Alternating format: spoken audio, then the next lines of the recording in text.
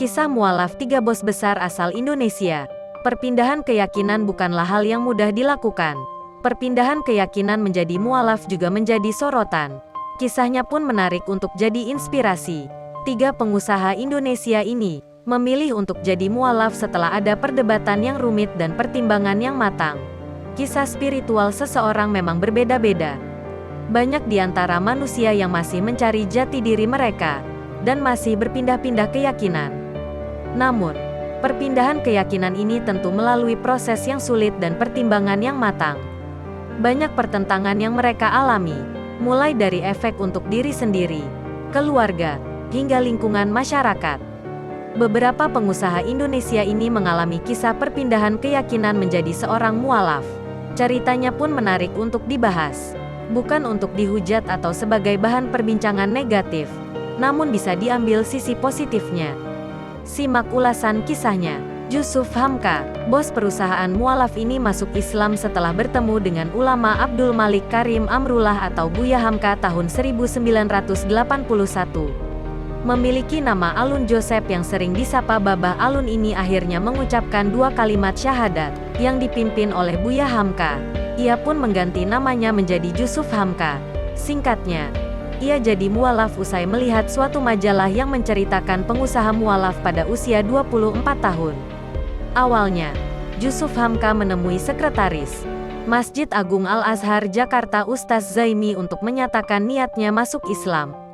Dari situlah, dia pun dibawa ke rumah ulama terkenal, Buya Hamka.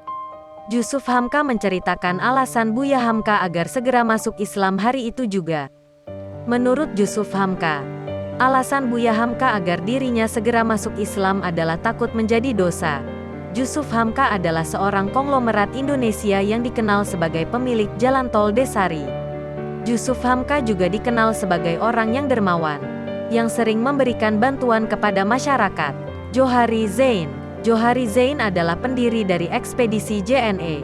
Ia merupakan bos mualaf, yang lahir di Medan, Sumatera Utara pada tahun 1954. Diketahui jika keluarganya adalah kelompok pedagang Tionghoa yang menganut agama Buddha. Sekitar tahun 1982, dia memutuskan menjadi mualaf serta menjadikan Al-Quran sebagai pedoman hidup. Bukan sembarang mualaf biasa. Johari bahkan memiliki mimpi besar untuk membangun 99 masjid. Pria yang akrab disapa Pak Jo ini mengatakan bahwa saat memutuskan memeluk agama Islam, itu karena ia akan menikah dengan istrinya. Keterlibatan sang istrinya pun sangat besar. Sang istri sangat mendukungnya. Setelah menjadi mualaf, lingkungan Islam sangat menyambut hangat Pak Jo. Selain itu, banyak yang bersedia membantu memberikan ilmu agama kepadanya. Lee Kang Hyun. Lee Kang Hyun merupakan mantan Vice Presiden Samsung Indonesia. Perjalanan karir Lee Kang Hyun dan kecintaannya terhadap Indonesia berawal dari ajang pena. Saat itu ia memiliki sahabat pena berasal dari Indonesia. Pada tahun 1989, akhirnya ia memutuskan mengunjungi temannya di Aceh. Melalui proses yang panjang, akhirnya dirinya diterima di perusahaan Samsung pada tahun 1991 dan bertugas di Samsung Indonesia pada tahun 1993.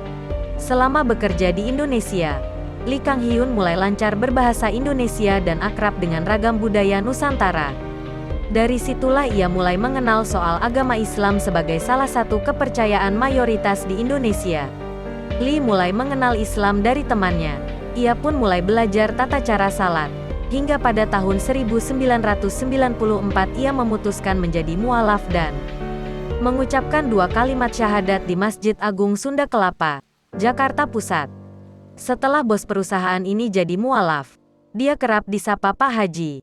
Meski belum menunaikan rukun Islam kelima ini,